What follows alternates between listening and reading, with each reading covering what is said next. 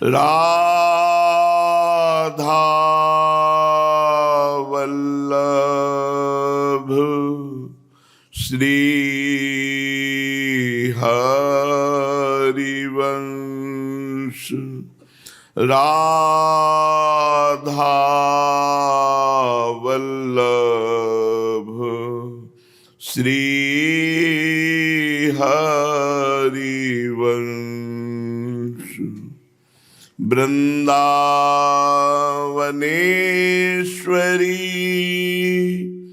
तवैव पदारविन्दं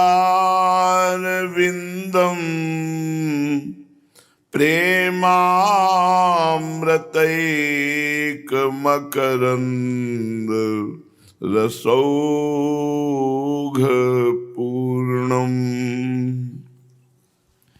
हृद्यर्पितं मधुपते स्मरतापमुग्रं निर्वापयत्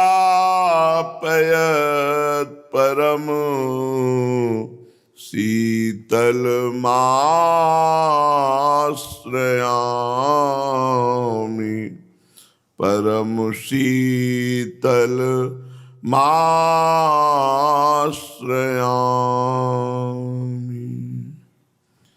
परम सच्चिदानंद घन प्रेमानंद स्वरूप नवनिवृत्त निकुंज महामहिम परम पावन श्री वृंदावन धाम के लाडिले युगल सरकार प्राणाराध्य प्राण प्रिय श्री श्यामा श्याम जो समस्त सहचरी वृंद खग मृग पशु पंछी तरुलता श्री यमुना रस रानी रजरानी समस्त ब्रजवासी परिकर के चरणों में कोटिशाह प्रणाम, कोटि कोटि नमन नमस्कार। हर समय नाम चल रहा है तो हमें कोई चिंता करने की आवश्यकता नहीं है। यदि भगवद विस्मरण है तो बहुत चिंता का विषय है, क्योंकि किसी भी समय हमारा शरीर छूट सकता है और जब शरीर छूटेगा और भजन पूरा नहीं हुआ तो हमारा अगला जन्म होगा। पता नहीं भजन का कैसा माहौल मिलेगा, कैसा वातावरण मिलेगा। अगर चूक हो गई तो अन्य योनियों में जाना जा सकता है। कितनी योनियां हैं और सब योनियां भोग प्रधान हैं। केवल प्रारब्ध भोग भोगती है, क्रियमाण नहीं कर सकती। क्रियमाण नया कर्म करने का अधिकार केवल मनुष्य शरीर को है। विवेक प्रधान भगवत आराधना करके समस्त पापों का नाश करके भगवत प्राप्त होने का सौभाग्य केवल मनुष्य को है। मनुष्य शरीर एक निश्चित अवधि तक के लिए है। जैसे अंजुली में जल कितना भी कसकर बांधो वो निकल ही जाएगा। जैसे पत्ते में लटकी हुई बूंद पानी की ओस की वो गिर ही जाएगी, ऐसे ही मृत्यु इस शरीर को नष्ट कर देगी। इस शरीर के नष्ट होने के पहले यदि आप भगवत प्राप्ति कर लिए तो मनुष्य जीवन का परम लाभ मिल गया। श्रीपाद कह रहे हैं, विंदानः सततम किमेतदखिलम कोहम कैसोन्विति छिन्दानः सदुपासनच्छुरिकया दुष्णेह पासं दृणं रुन्धानः सततं कदीन्द्रियगणं विन्दानवाप्यं परं बृन्दारण्यनिसेवयैव सुसखे किं दान यज्ञादिकैः। हे प्रिय सखे, हे प्रिय मित्र, मेरी बात मान लो, इस मर्त लोक में क्या किसी भी लोक में कोई वस्तु सत्य नहीं है, माया रचित है, जादू का तमाशा। जो कल नहीं थी और कल नहीं रहेगी, केवल आज भास रही है, उसे माया कहते हैं। यहां सब आब्रह्म भुवनान, जितना तिनके से लेकर ब्रह्मलोक तक है, पुनरावर्तिनो अर्जुन, बार बार आने जाने वाला है। स्थायी पद नहीं है, स्थायी पद है हरिदासत्व। श्री भगवान का मैं दास हूं, इसकी सिद्धि हो जाए, इसका अनुभव हो जाए, ये स्थायी है। इसलिए जितनी भी निखिल जगत की वस्तुएं हैं वो सब झूठी हैं। तुम्हारा बैंक बैलेंस झूठा है, तुम्हारा घर झूठा, तुम्हारा शरीर झूठा, शरीर संबंध झूठे। ये कब पता चलेगा? जब शरीर छूटने का समय आएगा। सब छूट रहा है, कोई साथी नहीं। यदि नाम जप कर लिया तो ये पश्चाताप नहीं होता कि कोई साथी नहीं है। एक अद्भुत आनंद होता है इस बात को सोच के कि हमारा शरीर छूटेगा, कोई परवाह नहीं, क्योंकि हमारे पास राधा नाम धन है। किसी भी लोक में कहीं भी मुझे अन्यत्र जाना नहीं, मुझे वृंदावन में ही रहना है।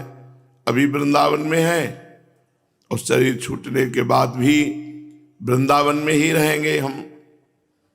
हमारे पास राधा नाम रूपी धन है, जिससे हम प्रिया प्रीतम की सेवा, प्रिया प्रीतम के सानिध्य, प्रिया प्रीतम के अपनेपन में सम्मिलित होने का सौभाग्य मिलता है। इसलिए संपूर्ण जगत की वस्तुओं पर अभिमान मत करो कि मैं विद्वान हूं, धनवान हूं, कुलवान हूं, आदि आदि। निखिल समस्त जगत की वस्तुएं मिथ्या है। ब्रह्म सत्यम जगन मिथ्या। और यह भी जानने की चेष्टा मत करो कि मैं कौन हूं, ईश्वर कौन है। श्रीपाद कह रहे कोहम का ईशोन्विति, ईश्वर कौन है और मैं कौन हूं, यह भी जानने की चेष्टा ना करो।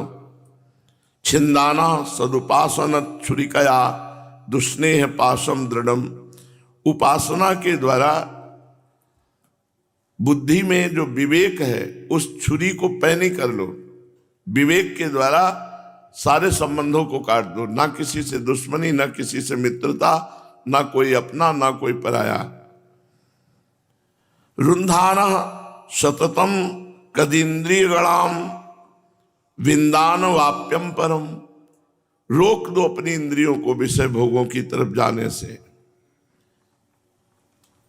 ये इंद्रियां कभी तृप्त नहीं हो सकती, चाहे जितना इनको सुख दे दो।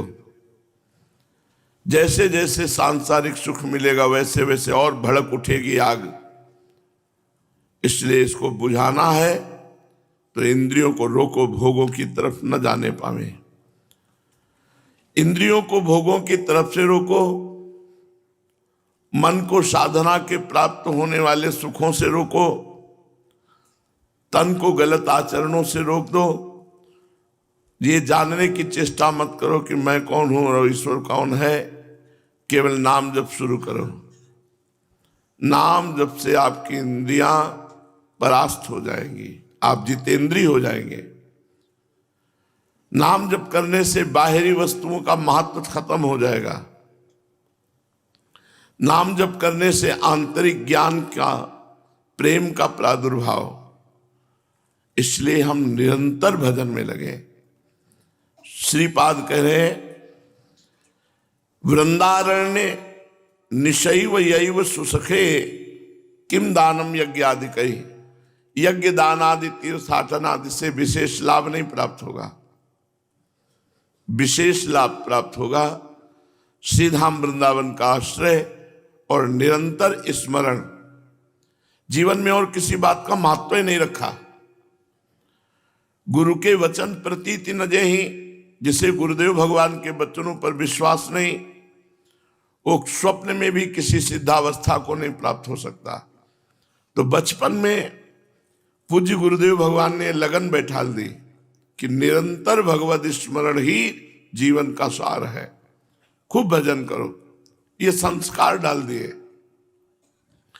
तो शास्त्र स्वाध्याय करने पर, वेदांत श्रवण करने पर, योग वासिष्ठ, अष्टावक्र गीता, संपूर्ण महाभारत, श्रीमद् भागवत महापुराण और भी अन्य पुराणों में जहां तक भगवान ने अवसर दिया, सांख्य योग, ज्ञान योग, भक्ति योग, नित्य विहार रस, यत्किंचित, इनमें भी प्रवेश हुआ। सबका सार निकला राधा नाम। एकांतिक में पूछ रहे थे कल शायद कि आपका अंतिम लक्ष्य क्या है, इस समय आपके हृदय में क्या चाह है। बड़े विचित्र विचित्र प्रश्न करता आते हैं। हमारा अंतिम लक्ष्य राधा है, हमारे हृदय की अंतिम चाह राधा है, राधा के सिवा कुछ नहीं है। नहीं ऐसे वैसे, ना ऐसे न वैसे, सिर्फ राधा। जैसे हमसे पूछो आप क्या खाओगे, तो हम ढूंढते हैं तो बस दो ही अक्षर आ जाते हैं, राधा। क्या देखना चाहोगे, राधा। प्रश्न किया, आपके हृदय में कभी ये नहीं आता मैं कहीं घूमूं, कहीं देखूं, कुछ देखूं। तो उस समय जो बात निकली, हम कहा नजरों से नजरें नहीं हटती, नजारे अब क्या देखे। नजरों से नजरें नहीं हटती, नजारे अब क्या देखे। पी मूरत नैनन बसे तही रस रहाय समाये, अब क्या देखना है। संपूर्ण सृष्टि की सुंदरता तो हमारे भगवान के एक अंश से है, और अंशी भगवान स्वयं जिस सुंदरता में अपने आप को न्यौछावर कर चुके हैं, वो हमारी गौरांगी प्रियाजू की सुंदरता अब क्या देखे हम। देखो माई सुंदरता की सिवा अब क्या देखे। संपूर्ण जगत जिनके रोमकूप में वास करता है, वो प्रभु हमारी लाडली जू के रूप सौंदर्य में बिके हुए हैं, प्रेम के अधीन है, अब हम क्या देखें। ईश्वरोहम को हम से कोई मतलब नहीं। राधा राधा राधा राधा राधा, आप देख लेना। श्रीपाद कह रहे संपूर्ण विश्व के भोगों में कोई सार वस्तु नहीं है। संपूर्ण इंद्रियों को रोक लो, ये तुम्हें नष्ट कर देंगी। यज्ञ दान आदि से कुछ हाथ लगने वाला नहीं। एकमात्र राधा राधा राधा राधा। मान लो, हमारी बात मान लो। बहुत जन्म में बहुत से प्यार किया, बहुतों की बात मानी। यह भी प्रश्न हुआ था कि जैसा स्त्री से प्यार होता है, पुत्र से प्यार होता है, परिवार से प्यार होता है, वैसा गुरु से प्यार क्यों नहीं होता है। गुरु उतने प्यारे क्यों नहीं लगते, नहीं लगेंगे। क्योंकि स्त्री से प्यार नहीं होता, काम का संबंध होता है। पुत्र से प्यार नहीं होता, मोह का संबंध होता है। किसी मित्र से राग का संबंध होता है, और गुरु से केवल प्रेम होगा। न राग होगा, न मोह होगा, न काम होगा, केवल प्रेम होगा। और मात संगस्तु दुर्लभो अगम्यो। देवर्षि नारद जी कहते पहले तो महापुरुष का मिलना ही कठिन है, मिल जाए तो उनसे प्यार होना कठिन है, और प्यार हो गए तो अमोघस्य निश्चित भगवत प्राप्ति। जो प्यार आसक्ति संसार में की जाती है वो बंधन का कारण है। भगवान कपिल देव जी के वचन, वही आसक्ति यदि संत महापुरुषों से कर ली जाए तो मोक्ष का खुला हुआ द्वार है। इस आसक्ति का स्वरूप सेवक जी महाराज कह रहे हैं, मन कर्म वचन त्रिशुद्ध सकल मत, हम श्रीहित हरिवंश उपासी। जो हरिवंश तजो भजो और रही, तो मोहि श्री हरिवंश दुहाई। भजो राव को काहू मने दिए, मेरे प्राणनाथ श्री श्यामा शपथ करो तरछे। यहां अपनी तरफ से है, वहां दिखावे की बात नहीं कि मैं आपसे प्यार करता हूं। नहीं, आप हमारी तरफ मत देखो, आप कभी मुझे मत मिलना, आप कभी हम पर कृपा मत करना, लेकिन रात दिन आहें भर करके केवल आपको पुकारते रहे, इतनी कृपा कर दो बस। बार बार जन्म दो, हर बार कष्ट दो, और हर कष्ट में पुकारो राधा राधा राधा। बस आपसे नहीं चाहिए कुछ, नहीं चाहिए वो कृपा जिसमें आप सबको सुख प्रदान करते हो। मुझे वो दुख दो जिसमें मैं आ भर कर पुकारूं राधा राधा राधा। बस अपनी तरफ से एकाकी प्यार हमें भगवान से करना है, प्रभु से करना है। प्रिया प्रीतम, हमें किसी से कोई मतलब नहीं। प्रभु से भी ये याचना नहीं कि मैं आपको प्यार करता हूं, आप हमें प्यार करो, मत करो। आपके प्यार करने वाले बहुत लाखों, आप उनसे प्यार करो, पर हमारे लाखों नहीं, हमारे आप हो। हम सिर्फ आपसे प्यार करेंगे, और वो प्यार अपनी तरफ से करेंगे। आप करो या ना करो, तो वो तो प्यार के समुद्र है। हमारा प्यार क्या है? हमारा प्यार तो दिखावा भी हो सकता है, लेकिन प्रभु सत्य है, उनका प्यार सत्य है। वो हमें बहुत प्यार करते हैं। इसलिए कोहम, मैं कौन हूं, मैं ब्रह्म हूं, मैं ईश्वर हूं, क्या हूं, क्या, कोई मतलब नहीं। राधा राधा राधा राधा राधा। देखो, हम तो जाएंगे, लेकिन तुम्हें साथ लेके जाएंगे। चाहे जहां ले चलो, साथ चलना पड़ेगा। यत्र यत्र मम जन्म कर्म भी नारके परमे पदे अथवा। चाहे परम पद ले चलो, चाहे नरक में ले चलो। राधिका रत निकुंज मंडली तत्र तत्र हृदय में विराजताम। बेपरवाह हो जाओ भाई, मेरी बात मान लो। ज्यादा झंझट माथे पे मत रखो, कैसे कल्याण होगा, कैसे ये होगा, कैसे वो होगा, छोड़ो सब। राधा राधा राधा राधा, द्वेक्षर परा विद्या। देख लो, अगर लोक परलोक में सब कुछ तुम्हारे हथेली पे ना आ जाए तो हमें बताना। पर पहले पाप नष्ट होगा। आप कितने जन्मों के पाप हैं, वो कितना समय लगेगा। आप राधा राधा जपिए, वो नष्ट होगा, फिर आप देखो कैसा प्रकाश होता है। वृंदारण्य निशैव यैव सुसुखे, हे सखे, यदि इसी जन्म में सुख पाना चाहते तो वृंदावन का आश्रय ले लो। अखंड वृंदावन वास, वृंदावन को छोड़ के और तीर्थ जे जात, पाई विमल चिंतामणि कौड़ी को ललचात। पाई रतन चीन्हो नहीं दीन्हो करते डार। प्रयागराज भी तरसते हैं वृंदावन में आने के लिए, और जब वृंदा सखी आदेश करती तो 12 वर्ष में एक बार आने का अवसर मिलता है। वृंदावन में भी कुंभ पड़ता है, एक बार उनको 12 वर्ष में यहां आने का अवसर मिलता है। अब निज धर्म आपनो कहे, तहां नित्य वृंदावन रहे, तो बहत प्रेम सागर जहां। बस यही है कि जो हमें मिला, हम उसका गौरव नहीं समझ पाते। वृंदावन मिला तो गौरव नहीं, बाद में तुम्हारे समझ में आएगा। जब हिसाब होगा रतन फेंक करके कौड़ी उठाने का, तब तुम्हारी समझ में आएगा कि क्या है। हम ये नहीं कहते कि तीर्थ यात्रा नहीं करना चाहिए, करना चाहिए। किनको? जिनको यह सौभाग्य नहीं मिला। यदि श्रीधाम वृंदावन का थोड़ा भी परिचय मिला है तो गर्व आ जाए इस बात का। खंड खंड हो जाए तन, अंग अंग सतरूक। वृंदावन ने छाड़ी वो है बड़ी चूक, बड़ी चूक।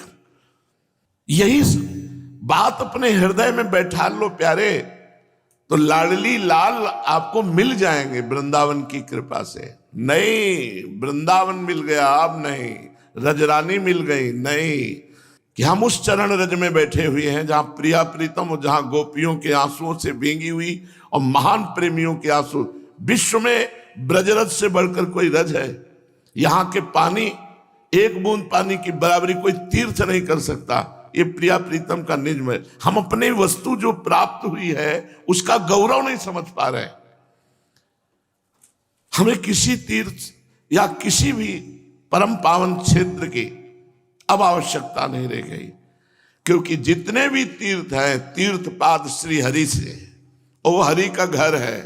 और हरि जिनके चरणों में मोर मुकुट रखते हैं वो महारानी जी। प्रिया चरण रज जान के लुठत रसिक सिर मोर। इसलिए वृंदावन का आश्रय और राधा नाम हो गया काम। अब हमें कोई ज्ञान की जरूरत नहीं कि मैं कौन हूं, ईश्वर कौन है, सब पता चल जाएगा। कहां जाना है? अपने लाडली लाल, अपने घर के जो हैं। बोले ईश्वर नहीं क्या? तुम मानो, तुम्हारे लिए होंगे ईश्वर, हमारे लिए तो हमारे प्राण है, हमारे जीवन है, हमारे हैं, हमारे लाडली लाल हैं। ईश्वर को कोई आशीर्वाद दे सकता है क्या? हम तो अपनी लाडली जी को, अपने लाल जी को प्रतिपल आशीष देते रहते। चिरंजीवी भव जैसी तरिवंश विपिन भूतल पर संतत अविचल जोरी। अविचल जोरी लाडली जो थारो अविचल रहो जो सुहाग। दयशीष हरिवंश प्रशंसत करी अंचल की छो। कैसे जानोगे? पूज्यपाद श्री उड़िया बाबा जी महाराज महापुरुषों के वचन स्वार्थ और परमार्थ दोनों में हमें बलवान बना देते हैं। इसलिए ध्यान पूर्वक सुनो और आचरण में उतारो। महाराज जी, पाप कैसे होता है? शास्त्र विरुद्ध आचरण करने से पाप होता है, और जो भगवान का चिंतन नहीं करता, केवल संसार का चिंतन करता है, उससे पाप होता है।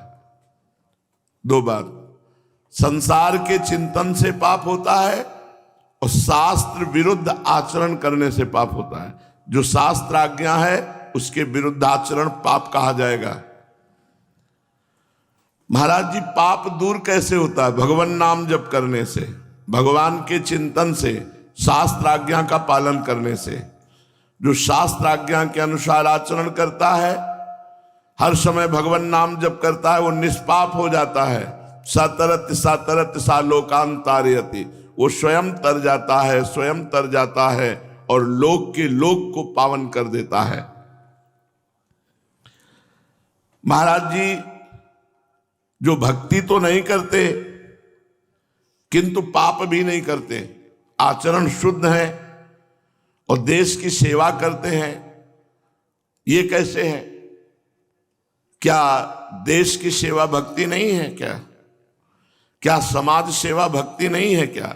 यदि भगवान का नाम स्मरण करते हुए देश सेवा और समाज सेवा हो रही, ये महान भक्ति है। आचरण शुद्ध और अपने कर्तव्य का पालन और नाम जप, ये तीन बातें बड़े जोर से प्रत्येक एकांतिक में कहते हैं।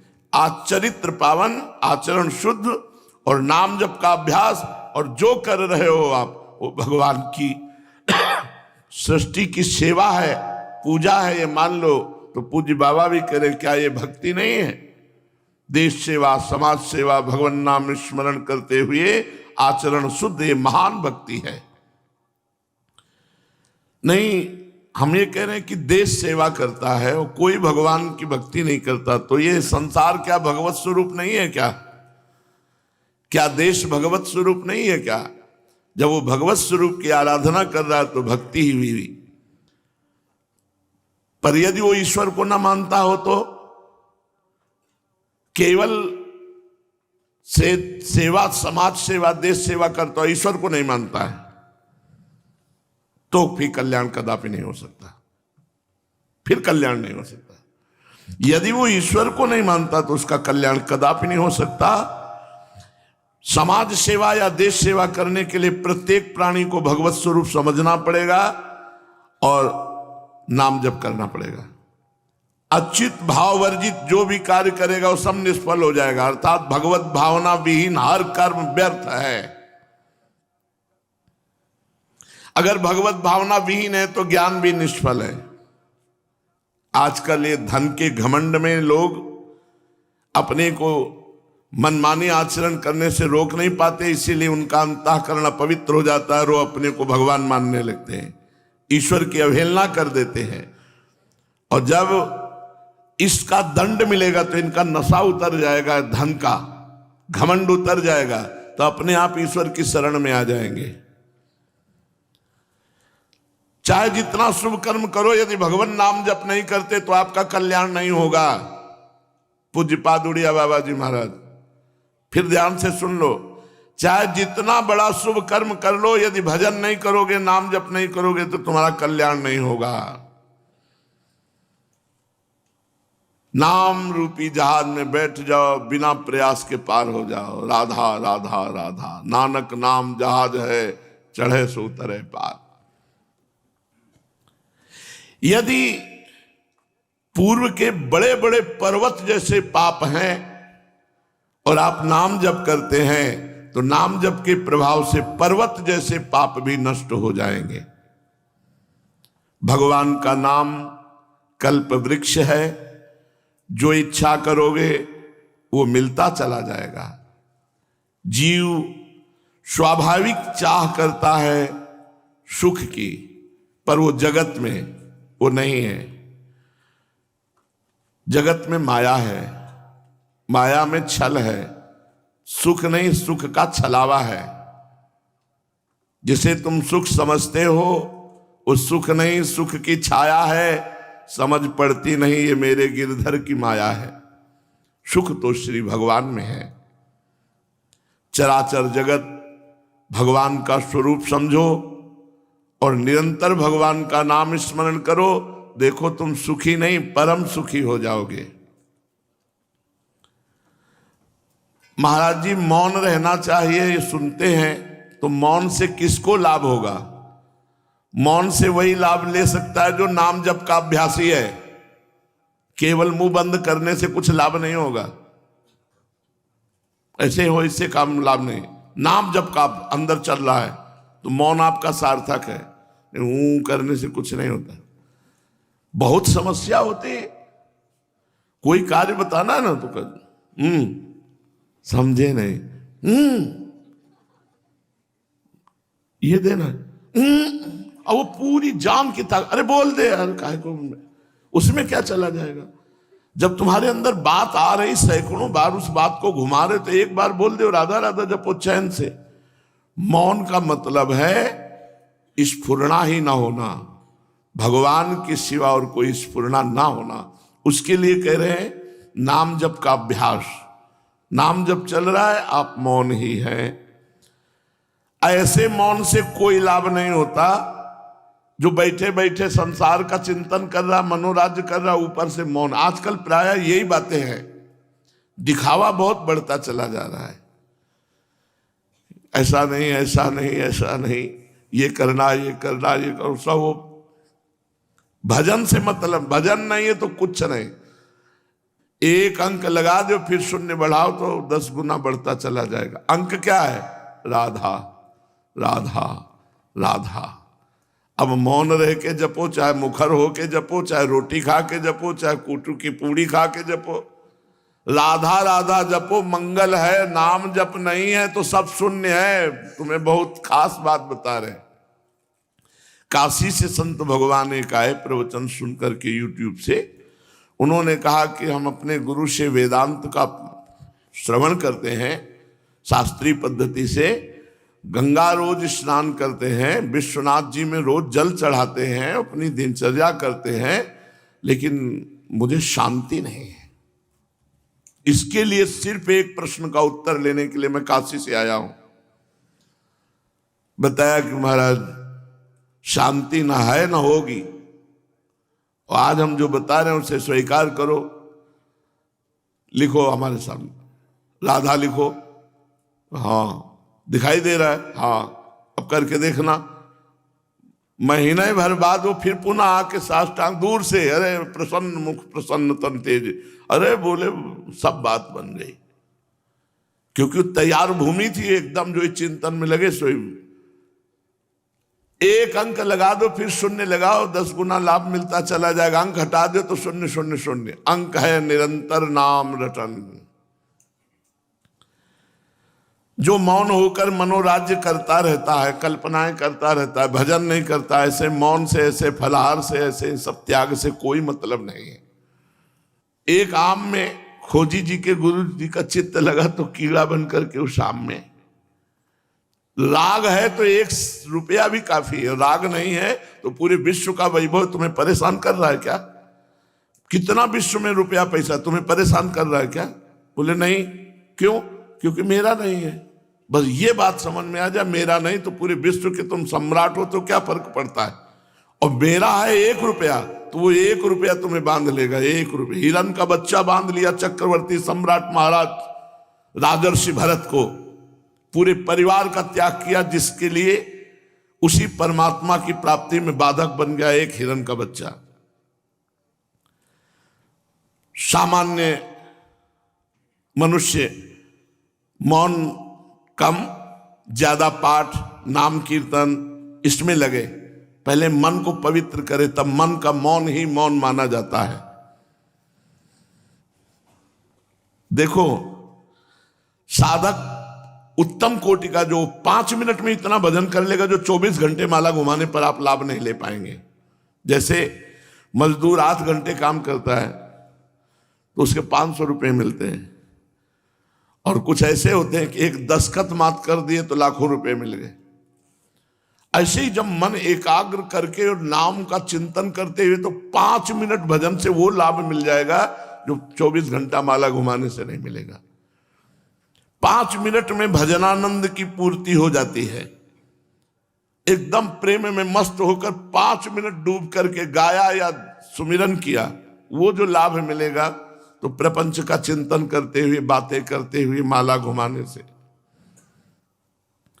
हम तो कहते हैं जिसकी भजन में आसक्ति नहीं हुई है उसे एकांत बिल्कुल नहीं रहना चाहिए, हर समय साधु समाज में रहना चाहिए, सत्संग करना चाहिए, शास्त्र स्वाध्याय करते रहना चाहिए।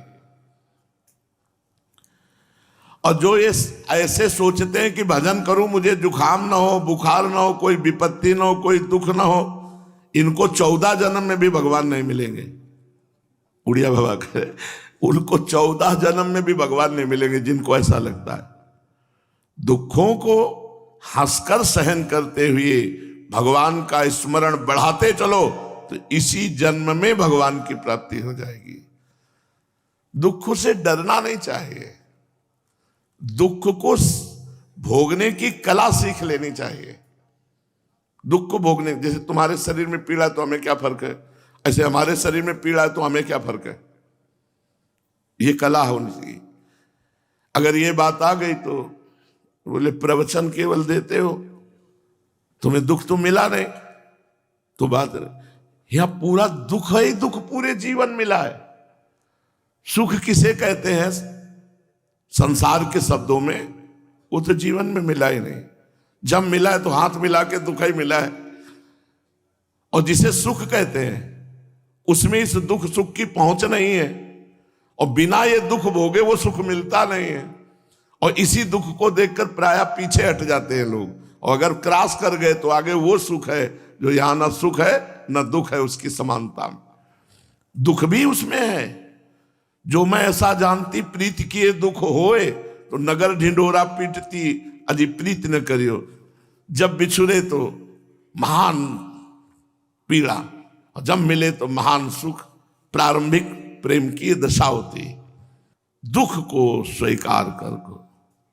ये बहुत बढ़िया बात है, बहुत बढ़िया बात है। इसका स्वाद लिए हुए बहुत आनंद आता है। आपको निरंतर भजन करना है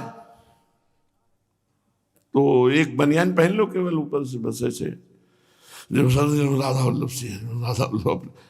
ठंडे ठंडे में नाव अगर तो अपने आप राधा वल्लभ श्री हरिवंश से ना निकलने लगे तो हमें बता रहे, चलो यमुना जी चलो, 5 डुबकी गिन के मारो और देखो मशीन की तरह चलता है कि नहीं। राधा वल्लभ सिंह, राधा वल्लभ सिंह, राधा वल्लभ सिंह, अपने आप चले। अब गीजर के पानी से नहीं तो राधा वल्लभ श्री हरिवंश चलेगा। जब कष्ट पूर्वक रहा जाता है तो भजन में वृत्ति रहती है। भजन होता है यार, रूखा सूखा खाए के ठंडा पानी पीऊ, देख पराई चुपड़ी मत ललचावे जीवा। भजन का तेज नेत्रों में होता है, भजन का तेज उनकी वाणी में होता है, भजन का तेज उनके संकल्प में होता है। पहले के महात्मा ऐसे थे, झुर्रियां पड़ गई, चमड़ा काला हो गया तो तेज विहीन थे क्या, भस्म कर दें ऐसा तेज रहता था। भगवत चिंतन में जो आनंद है वो त्रिभुवन में कहीं किसी भी पद प्रतिष्ठा कहीं आनंद नहीं है। एक दिन श्री रुक्मिणी जी भगवान को पंखा झल रही थी, अकस्मात उनकी भाव समाधि लग गई। भगवान को प्रसन्न मुद्रा में सुखी देखकर, और पंखा झलना छूट गया। जब चेतना आई तो उन्होंने ऐसे समाधि सुख को धिक्कारा। भगवत सेवा सुख के आगे समाधि सुख भी तिरस्कृत है, समाधि सुख भी। इसलिए शरीर से खूब सेवा करो और मुख से नाम जप करो, और जितना बन सके भगवान की कृपा से आचरण पवित्र रखो, इसी से सब काम हो जाएगा। नाम जप नहीं तो जीवन निरर्थक है। चलते हैं श्रीमद् भागवत महापुराण प्रसंग चल रहा है। भगवान श्री कृष्णचंद्र जी, भीमसेन और अर्जुन चैत्रक पर्वत के शिखर को तोड़ करके, नगाड़े को फोड़ करके, पर्वत की तरफ से रास्ता बना करके, जहां जरासंध ब्राह्मणों का सम्मान करता था और उनकी मुंह मांगी वस्तुएं देता था, उस समय उसका नियम था जैसे कर्ण का नियम था। जिस समय भगवान सूर्य की आराधना प्रातः काल सूर्य उदय होते ही मुंह कर लेता, और जब तक सूर्य भगवान पीठ में नहीं आ जाते तब तक खड़ा हाथ उठाकर मंत्र जपता रहे। उस समय अगर कोई मांग ले तो प्राण दे देगा, ना नहीं कहेगा। ऐसे ही जरासंध का नियम था, जिस समय वो ब्राह्मणों को दान देने के लिए आता उस समय कोई कुछ मांग ले वो उसे प्रदान कर दे। भगवान इसी समय को देख करके गए, उसकी दृष्टि पड़ी,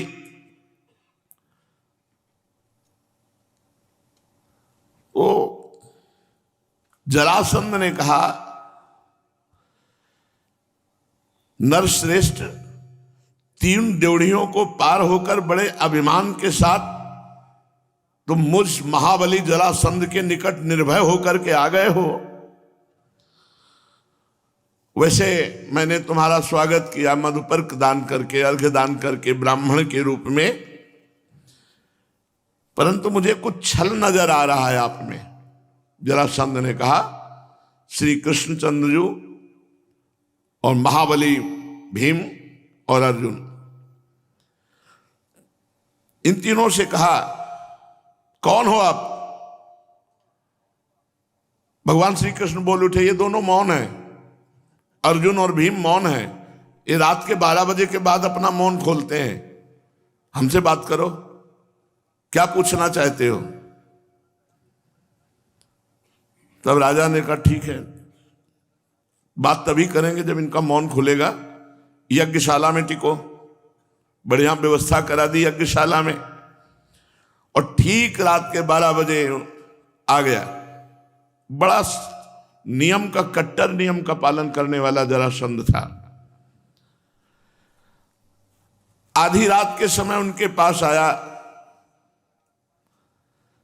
शत्रुओं का नाश करने वाले भगवान श्री कृष्ण, भीमसेन, अर्जुन देखते ही बोले, महाराज आपका कल्याण हो, जैसे ब्राह्मण आशीर्वाद देते हैं, और खड़े हो गए। क्योंकि महाबली जरासंध कोई साधारण नहीं है।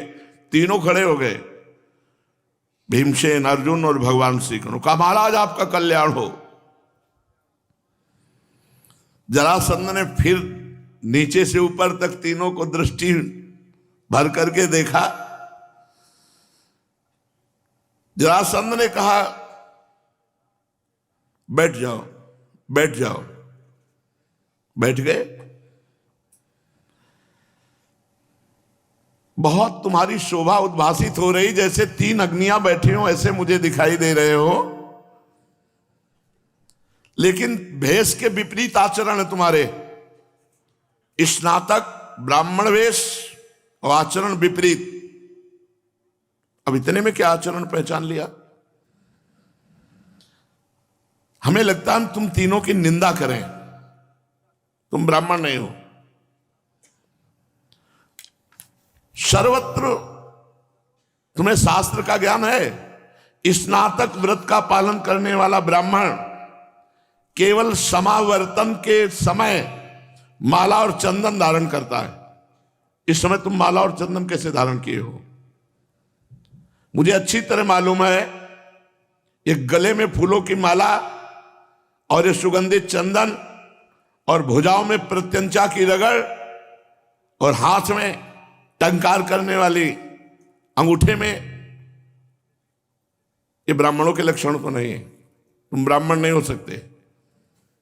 आप लोग क्षत्रियोचित तेज से उद्भासित दिखाई देते हैं, परंतु ब्राह्मण बनकर हमारे सामने आए, परिचय दिया है।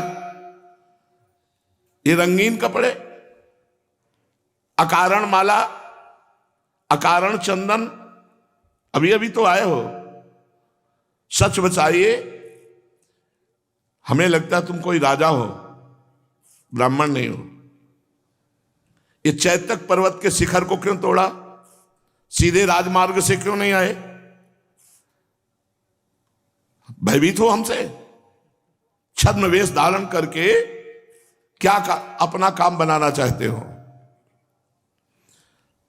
ब्राह्मण के वचन में वीरता होती है, क्षत्रिय की भुजाओं में वीरता होती है। तुम्हारी भुजाएं बता रहे हैं कि तुम बहुत बड़े योद्धा हो तीनों, क्योंकि पर्वत शिखर को तोड़ने का काम ब्राह्मण नहीं कर सकता। ये कोई भुजबल क्षत्रिय कर सकता जो भुजाओं से बलवान हो। आपका वेश, आपकी चाल, आपके वर्ण, आपकी योग्यता के विपरीत है। जरासंध ने कहा क्या चाहते हो मेरे यहां करके? क्या प्रयोजन है? जरासंध से तुम्हारा क्या प्रयोजन है? भगवान श्री कृष्ण ने गंभीर वाणी में कहा, राजन आपकी जय हो, मैं स्नातक ब्राह्मण ही हूं।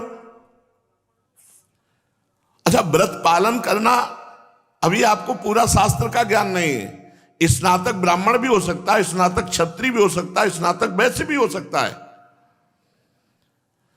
और स्नातकों के कुछ विशेष नियम होते हैं। साधारण नियम पालन करते हैं, हम लोग विशेष हैं, इसलिए विशेष नियम पालन कर रहे हैं। पुष्प धारण करना, पुष्प में लक्ष्मी का निवास, और हम सब लक्ष्मी श्री वैभव से संपन्न स्नातक हैं। हम इसलिए पुष्प मालाधारी हैं।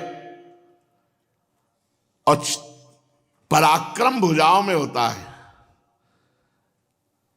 बोलने वाला वीर केवल वीर नहीं कहा जाता, जिसकी भुजाओं में भी बल होता है और वाणी में भी बल होता है, वही वीर कहा जाता है। बृहदत्त नंदन, ये धृष्टता रहित विनय युक्त वाणी मेरी सुनो।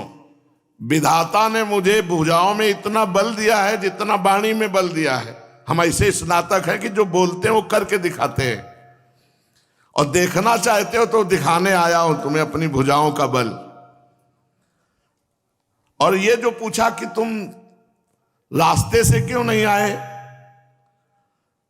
तो इतना समझ लो, धैर्यवान महाबलवान कभी शत्रु के रास्ते से नहीं जाता, वो अपना रास्ता खुद बनाता है। रास्ते से मित्र के दरवाजे आया जाता है, शत्रु के लिए दरवाजा नया बनाया जाता है। और हम समझ गए होंगे तुम्हारे किस कार्य से आए हैं। तुम्हारी इसीलिए पूजा ग्रहण नहीं की क्योंकि तुम हमारे शत्रु हो, ये बात अच्छी तरह समझ लो। पर हम तुम्हें फिर कह रहे हैं, हम सनातन व्रत का धारण करने वाले हैं। जरासंध ने कहा, मुझे याद नहीं आता कि आप लोगों से मैंने कभी कोई युद्ध किया हो, कभी कोई वैर किया हो, या कभी आपका कुछ अहित किया हो। मैं बहुत सोच रहा हूं, लेकिन मेरी सोचने में नहीं आता कि मैंने कभी आपका मंगल किया। आप मुझसे क्यों वैर करते हैं? मेरे से क्या अपराध हुआ? और निरपराध मुझको आप शत्रु कह रहे हैं? क्या यही साधु पुरुषों का बर्ताव है? क्या यही आपके वेश के अनुरूप भाषा है? मैंने तुम्हारे किस धर्म में बाधा डाल दी? धर्मज्ञ महारथी क्षत्रिय लोक में धर्म के विपरीत आचरण करने वालों पर दंड देता है, इसके अलावा नहीं। सत्कर्म करने वाले क्षत्रियों के लिए तीनों लोकों में क्षत्रिय धर्म से श्रेष्ठ बड़ और कौन धर्म होगा? तो मैंने अगर कभी किसी को दंड दिया तो अपने छात्र धर्म के अनुसार दिया है। तुम ब्राह्मणों का मैंने क्या विरोध किया?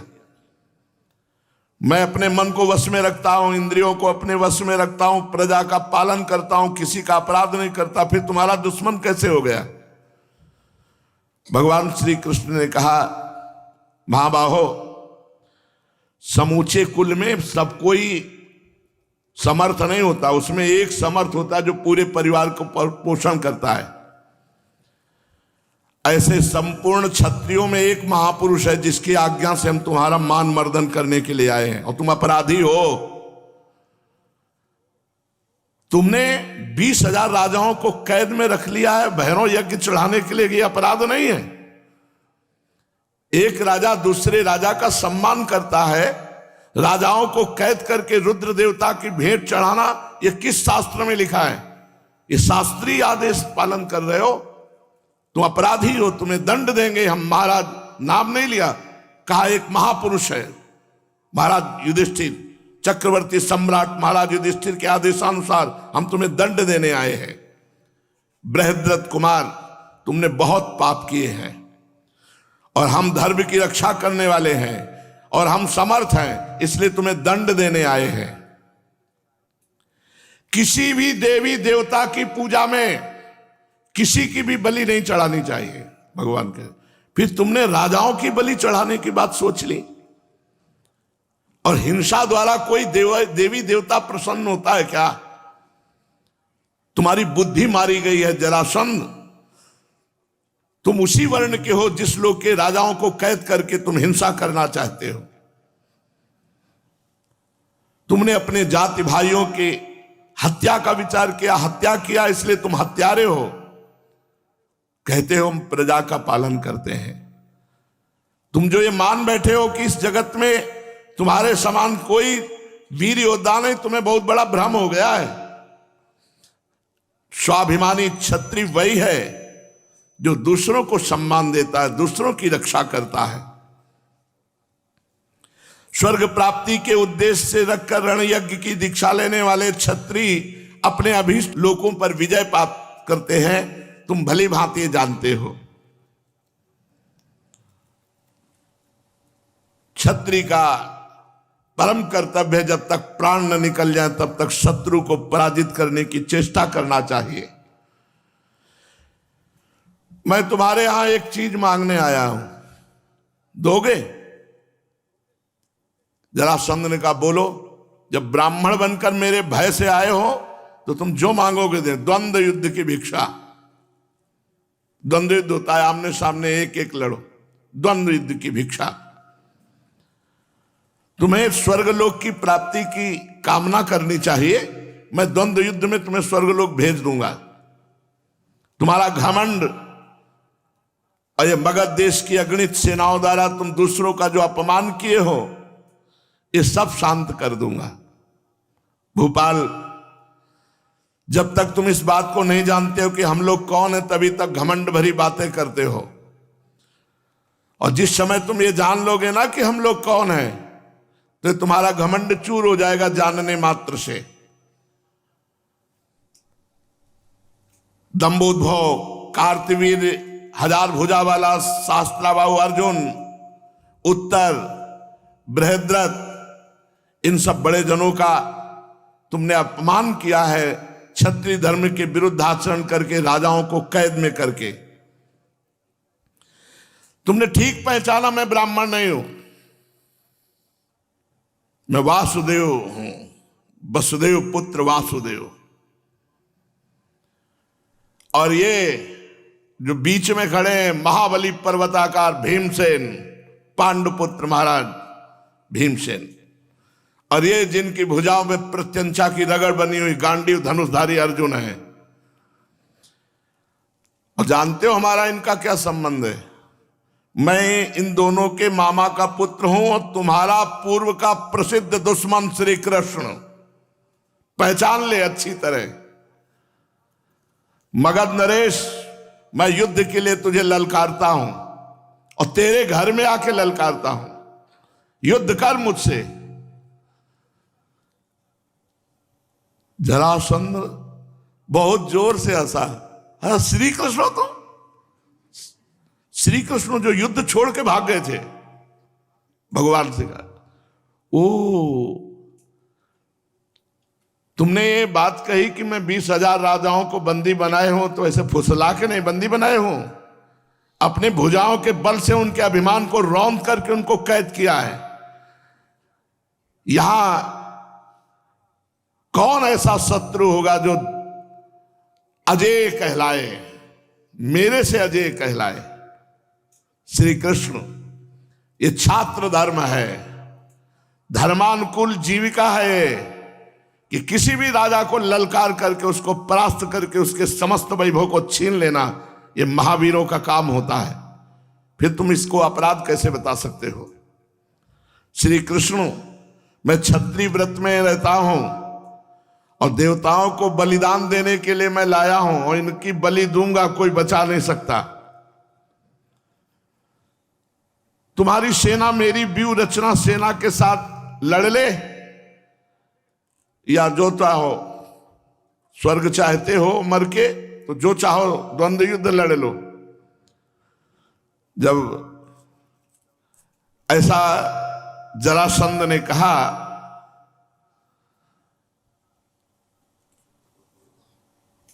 भगवान श्री कृष्णचंद्र जी, श्री कृष्णचंद्र जी का वैर वैसे स्वाभाविक नहीं है, पर कंस के मारने के कारण जरासंध भगवान को अपना शत्रु मानता है और भगवान का अवतार भी ऐसे महाबली दुष्टों को परम धाम देने के लिए है। भगवान श्री कृष्ण ने कहा, राजा तुम्हारा उत्साह किससे लड़ने में होगा? हमसे, वासुदेव, भीमसेन या अर्जुन से?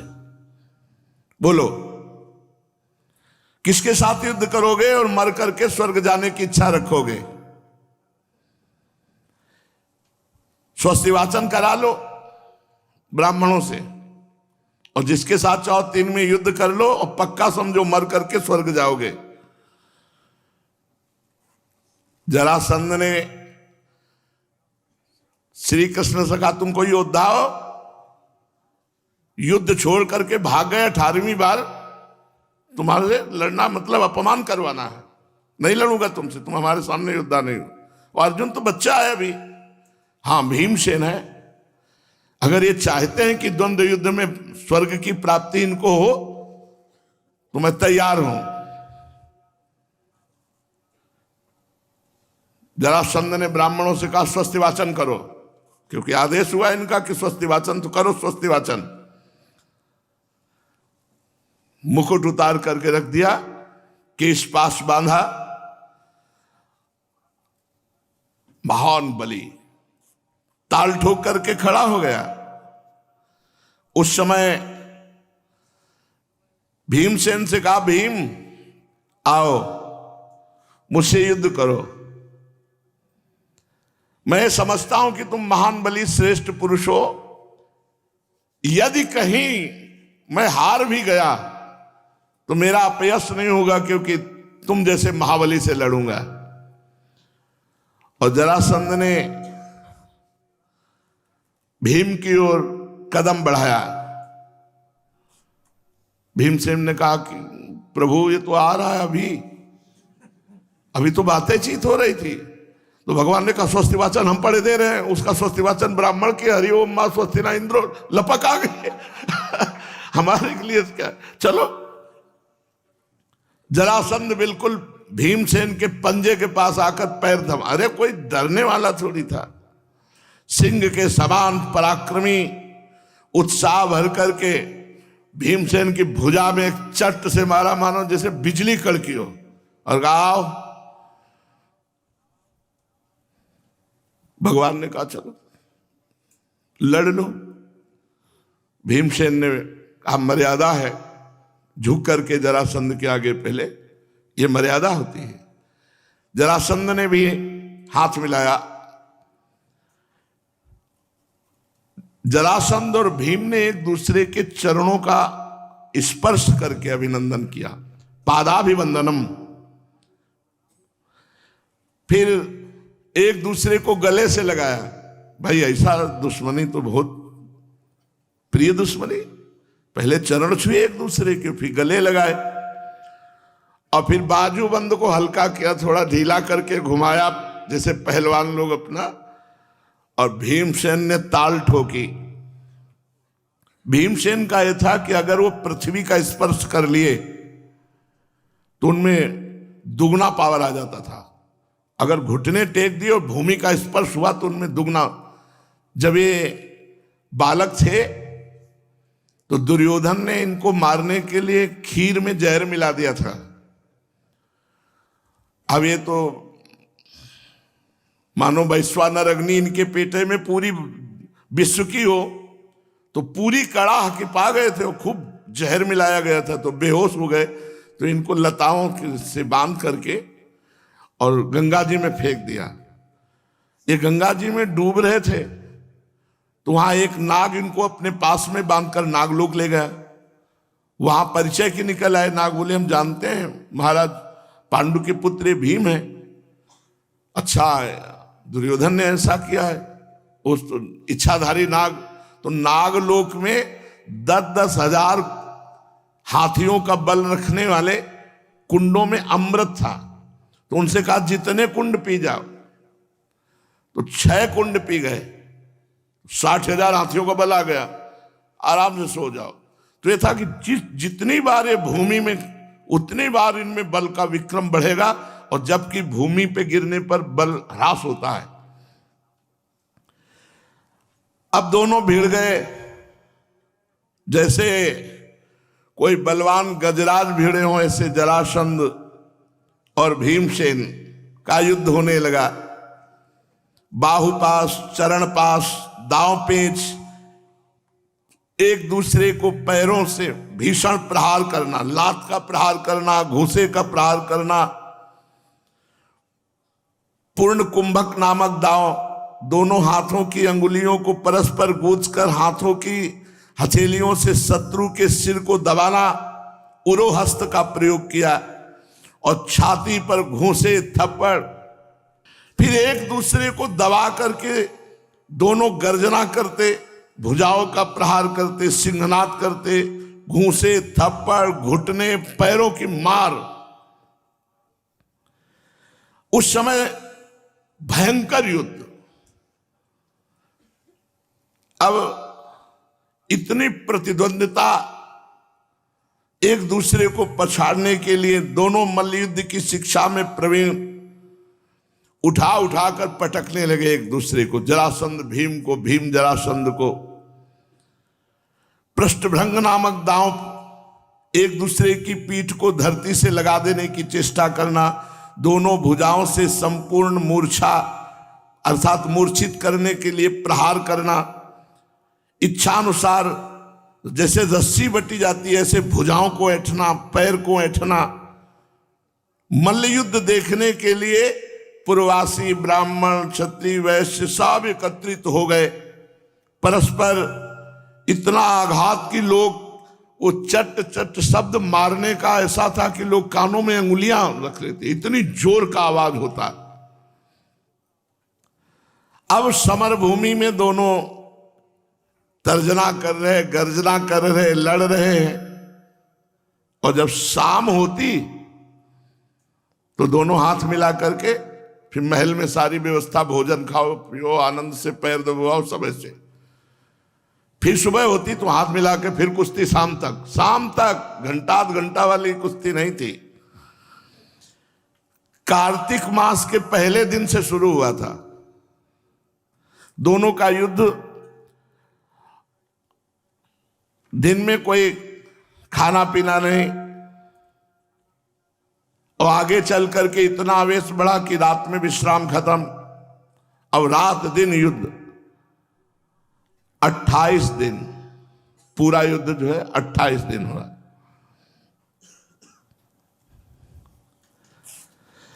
मगध नरेश जरासंध थक गया।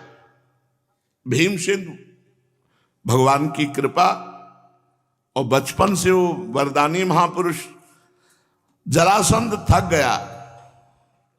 भगवान श्री कृष्ण ने इशारा किया भयानक कर्म करने वाले भीमसेन को, थक गया है, क्योंकि इसकी हालत बता रही है। और पीड़ा दो। जब शत्रु थक जाए तो उसे और पीड़ा देना चाहिए, और पीड़ा दो। यदि अधिक पीड़ा दी जाएगी तो ये शिथिल हो जाएगा, फिर इसके प्राण वश में कर सकते हो। जरासंध को अधिक पीड़ा दो, अब भुजा पास में बांधो। भगवान श्री कृष्ण के ऐसा कहने पर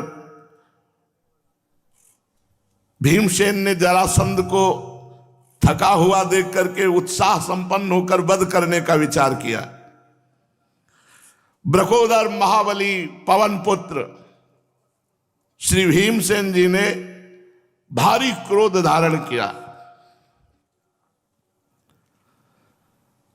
जरासंध के लंगोट को पकड़ करके उठाया और पटक दिया।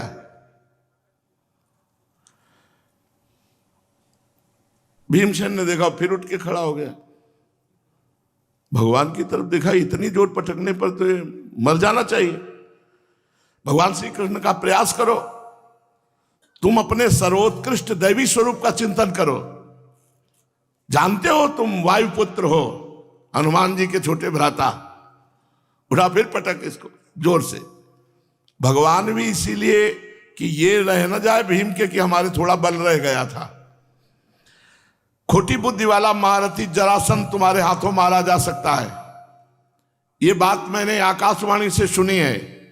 समय आ रहा है, जिस समय बलराम जी ने मथुरा में इसको मारने की कोशिश की तो आकाशवाणी हुई थी, नहीं नहीं, तुम्हारे हाथ से नहीं मारा जाना चाहिए, क्योंकि इसकी मृत्यु भीमसेन के हाथ से लिखी हुई है। इसलिए बलराम भैया ने जीवित छोड़ दिया था। महाबली भीम, तुम्हारे द्वारा ही इसकी मृत्यु है। वायु देवता का चिंतन करो और मगध राज को मार डालो। महाबली भीमसेन भगवान वायुदेव का चिंतन किया, जरासंध को उठाया और आकाश में ऐसे घुमाया। आकाश में उठाया, उठाकर पटक दिया और गर्दन में घुटना रखा। फिर वो खड़ा हो गया। बहुत प्रयास किया, लेकिन फिर भगवान से इशारे से कहा, नस नस टूट गई बार बार उठा उठा के पटकने में, कहीं हमको ना पटक दे। मर ही नहीं रहा ये तो। उठा के घुमा के पटका, गर्दन में ट्यूना रखा, घुटने रखे, दबाया, कुछ नहीं हुआ। फिर उठ के भगवान श्री कृष्ण ने देखा, भीमसेन ने इशारे से कहा, अब हमारे बस की बात नहीं रह गई। ये इतना सुनना चाहते हैं कि जीव को कहीं अहंकार न रह जाए कि हम तो अपने बल से मारा है। ये अनुभव होना चाहिए कि मेरे में बल नहीं, ये भगवत बल से मारा गया। भीमसेन ने भगवान से कहा कि प्रभु, अब हमारे में बल नहीं रह गया है और ये निश्चित है कि ऐसे युद्ध रहा तो हो सकता है कि ये हमारा ही अहित न कर दे, क्योंकि मर ही नहीं रहा। भगवान ने इशारा किया, एक बार फिर प्रयास करो। भीमसेन ने फिर उठाया, फिर घुमाया और पटक दिया। भगवान ने भीमसेन की तरफ देखा, एक नरकट उठाया तिनका और ऐसे चीर करके फेंक दिया। भीमसेन समझ गए कि घुटनों से नहीं मरेगा, ये गला दबाने से नहीं मरेगा, ये मारने से नहीं मरेगा, चीरने से मरेगा। भीमसेन ने उठाया, 100 बार घुमाकर धरती पर पटका और पीठ की तरफ उल्टा उसको दबा करके मरोड़ा, रील मरोड़ी। इसके बाद एक हाथ से एक पैर पकड़ा, दूसरे पैर पर अपना दूसरा पैर रखा। महाबली भीमसेन ने उसे चीर दिया। दोनों टुकड़े फेंक दिए। जब ये फेंके तो फिर जुड़ गए। भीमसेन ने कहा, प्रभु अब हमें मरना निश्चित है। अरे 2 टुकड़े करने पर भी ये जीवित है, क्योंकि ऐसे सम फेंका तो जेवी सम फेंका तो जला राक्षसी ने कहा था जियो जियो, जुड़ गया था। तो ऐसे ही वो जुड़ गए अपने आप। दोनों टुकड़े फिर जुड़ गए। अब जरासंध ने भीम को उठा करके पटका। भीमसेन और जरासंध का बड़ा रोमांचकारी युद्ध। भगवान ने भीमसेन की तरफ देखा। भीमसेन ने कहा, प्रभु ये मरेगा ही नहीं, ये तो अमर है। जब फाड़ दिया और फिर जीवित हो गया, भगवान ने इशारा किया, नहीं मरेगा, रुको। एक नरकट लिया, चीरा और ऐसे फेंका। भीमसेन ने कहा, ये भी करके देख लेते हैं। भीमसेन समझ गए और उठाकर पटका पटक करके पैर से फिर फाड़ करके उल्टा फेंक दिया। जैसे सीधा फेंका था तो जुड़ गए, उल्टा फेंका ऐसे। दोनों टुकड़े विपरीत दिशा में गिरे, इसके बाद वो नहीं जुड़े। अब तो भीमसेन गर्जना करने लगे।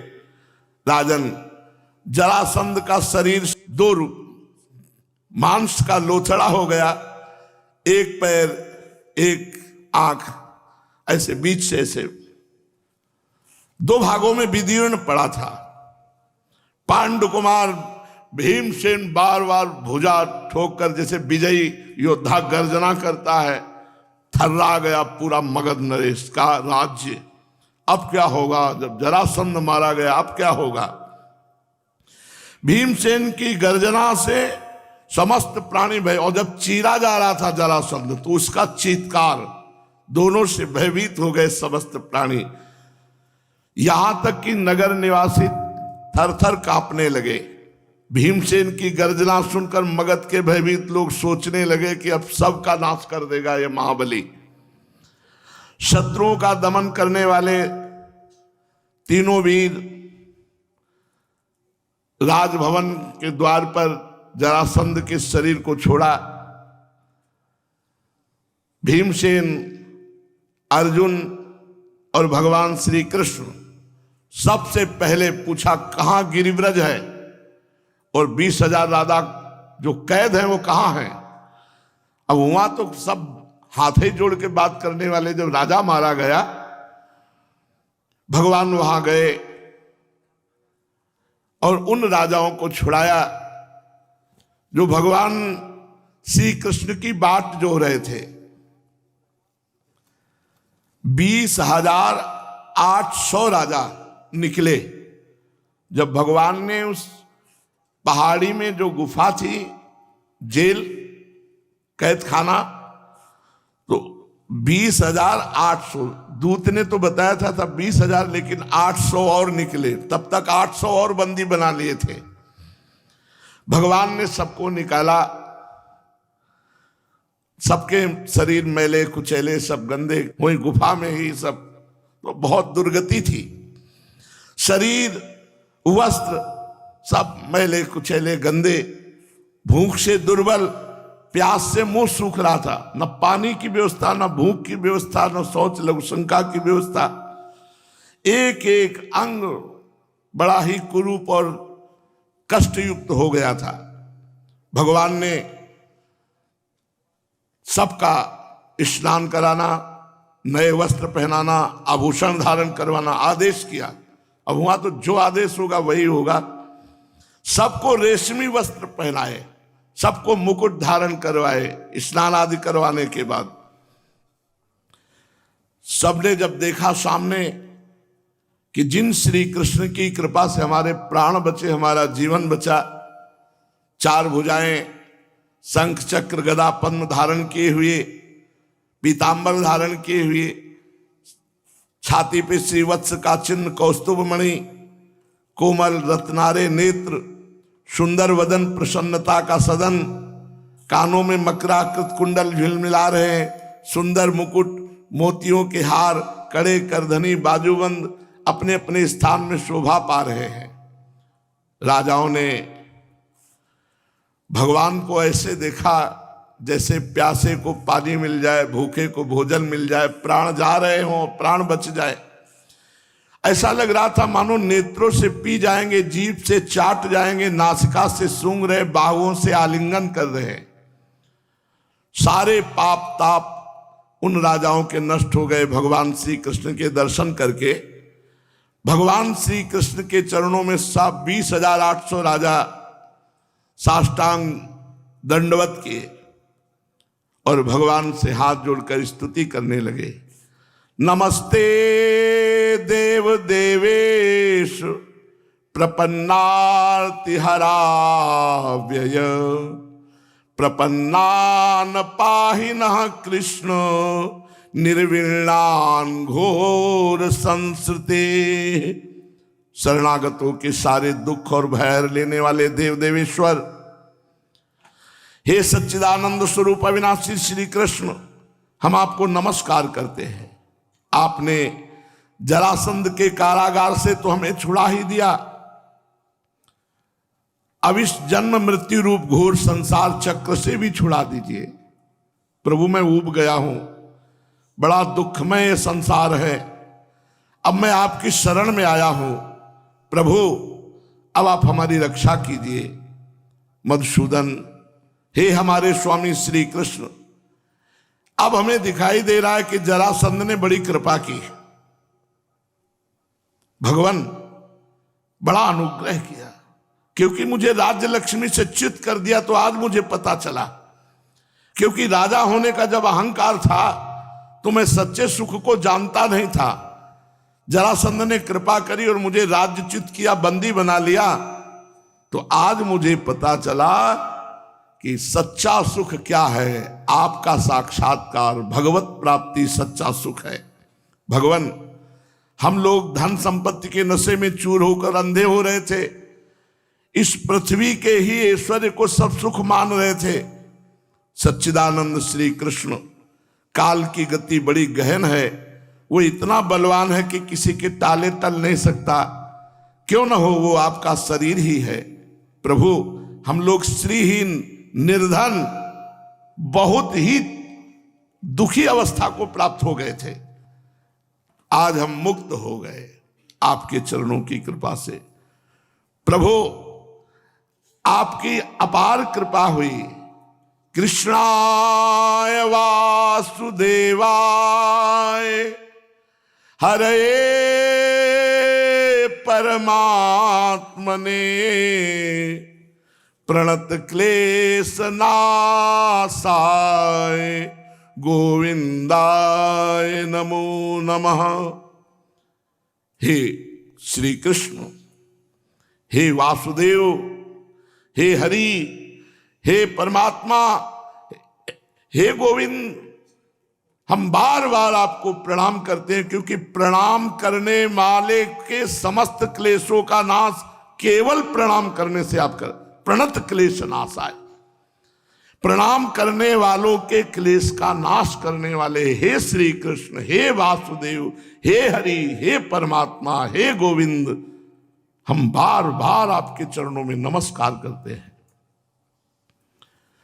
जब नरपतियों ने ऐसी भगवान की स्तुति की तो भगवान श्री कृष्ण ने कहा, राजाओं, तुम लोगों ने जैसी इच्छा प्रकट की उसके अनुसार आज से मुझ में तुम सबकी निश्चय सुदृढ़ भक्ति होगी। कितना बढ़िया भगवान ने वरदान दिया। और यह ज्ञान तुमको हो जाएगा कि मैं सबका आत्मा हूं, सबका स्वामी हूं।